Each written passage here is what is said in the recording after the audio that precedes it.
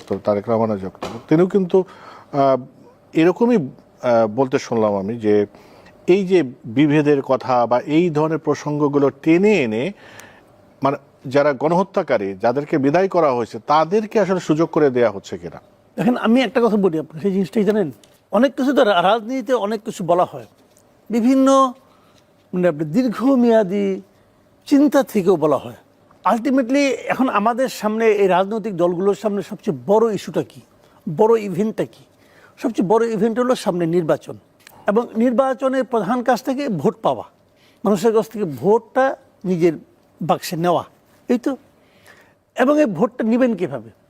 শেখ হাসিনার আমলে যেভাবে ভোট নেওয়া হতো, গায়ের জোরে, কৌশলে, মানে আপনার মানুষকে ভয় দেখিয়ে, সেটা বোধ করি আগামী নির্বাচনে হবে না, এটা আমার বিশ্বাস হবে না। তাহলে জনগণের মাথার মধ্যে আপনাকে ঢুকতে হবে, জনগণকে বোঝাতে হবে যে তোমার ভোট দেওয়ার জন্য আমি অ্যাপ্রোপ্রিয়েট পারসন, তুমি আমাকে ভোট দাও, তাহলে তোমার লাভ হবে।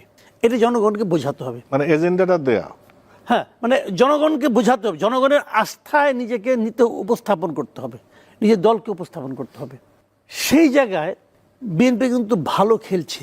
দেখেন, বিএনপি বিভিন্ন কর্মকাণ্ড, আবার বিএনপিকে নিয়ে অন্য দলের যে কর্মকাণ্ড, নাহিদ ইসলামকে এখন আমি একটা দলীয় ব্যক্তি ভাবি, ওনার এই সমস্ত বক্তব্যের পরে আমার বিবেচনায় উনি একজন দলীয় ব্যক্তি।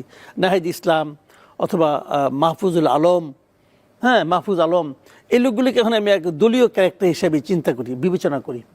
মানে ওনারা যে সমস্ত কথাবার্তা বলছেন, এটা যে এর মাধ্যমে কি হচ্ছে, বিএনপির খেলায় কিন্তু বিএনপি কিন্তু এটাই চাচ্ছিল আসলে।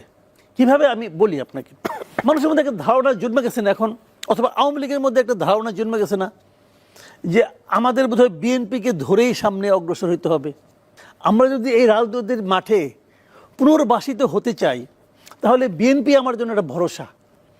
এই ধরনের চিন্তা কিন্তু এখন আওয়ামী লীগের লোকজন করে, কিন্তু হ্যাঁ করে, এখন ওরা করে যে আমাদের বাঁচানোর মতো একমাত্র দল হলো এখন বিএনপি, একমাত্র বিএনপি। এটা কি জানেন, এটা ওদের কিন্তু করতে বাধ্য করা হয়েছে। মানে কেন করে বলে মনে হয় আপনার? বা যখন নাকি বৈষম্যবিরোধী ছাত্র আন্দোলন বলে যে মির্জা ফখরুলের ভাষা বিএনপির মতো আওয়ামী লীগের মতো হয়ে যাচ্ছে, এটা মানে এটা কি? তখন আওয়ামী লীগ বলে যে এরা তো আমাকে নিষিদ্ধ করতে চায়, আর এরা বলতেছে বিএনপি আমার জন্য ফাইট করতেছে, তাহলে তো ঠিক আছে, আমি বিএনপি লেজ ধরি। সিম্পল হিসাবটা কিন্তু সিম্পল, কোনো আলোচনা নাই এখানে।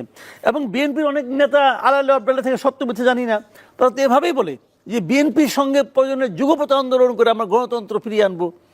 কোন গণতন্ত্র যে গণতন্ত্র তারা দিয়েছিল, যাক সেটা অন্য বিতর্ক, ওটা অন্য মানে কৌতুককর মন্তব্য, এই আলোচনা যায় না।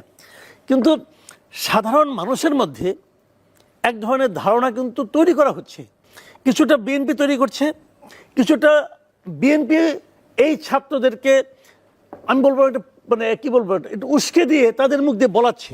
আলটিমেটলি ক্যাশ করতেছে কে? ক্যাশ করতেছে বিএনপি। উদাহরণ দিয়ে বলি, আওয়ামী লীগের ভোট, আওয়ামী লীগ সবচেয়ে খারাপ ভোট যেবার কম ভোট পাইছে, এটা 2001 সালে। 2001 সালে নির্বাচনে আওয়ামী লীগ মাত্র 62টা আসন পেয়েছিল। সেইবারও আওয়ামী লীগ কত ভোট পেয়েছিল জানেন?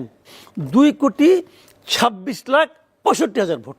যেবার নাকি তারা সবচেয়ে খারাপ করেছে, সেইবারও তারা 2 কোটির উপরে ভোট পাইছে, 2.25 কোটি ভোট পাইছে। এখন লোকসংখ্যা বেড়েছে, ভোটার বেড়েছে, ওটা কিন্তু টোটাল ভোটের 40% ছিল। বিএনপি এবার বেশি যেছে, 179টার মতো পাইছে বোধ হয়, সেভাবে বিএনপিও 40% পাইছে, 40.97 আর এদের মধ্যে 40.12 না, এরকম কিছু একটা হবে। মানে 1% ডিফারেন্স হয় নাই। তো ভাই, যেবার তারা সবচেয়ে খারাপ করে, সেইবারও তারা 2 কোটি ভোট পায়। এই ভোটগুলি যাবে কই? এখন যদি এই ধরনের একটা ধারণা তৈরি হয় যে বিএনপি আমাদের উদ্ধারকর্তা, তখন তারা কিন্তু এই ভোটগুলি 2 কোটির মধ্যে মানুষের মধ্যে এখন বাড়ছে, আরো বাড়ছে, মানে দেশের জনসংখ্যা বাড়ছে। ধরলাম এই 10 বছর 15 বছর অপশাসনের কারণে, আত্মগ্লানির কারণে 10% ভোট কমে গেছে ধরলাম, তবু তো একটা হিউজ ভোট। নির্বাচন আমি শুরুতেই বলছি, সামনে কিন্তু ফাইনাল খেলা কিন্তু ভোটের খেলা। তো এই খেলায় তো এই বাচ্চারা ভুল করতেছে রে ভাই, দরকার তো নাই কোনো। ওনারা যে খেলায় নামছে ওটা তারা পারবে না করতেও।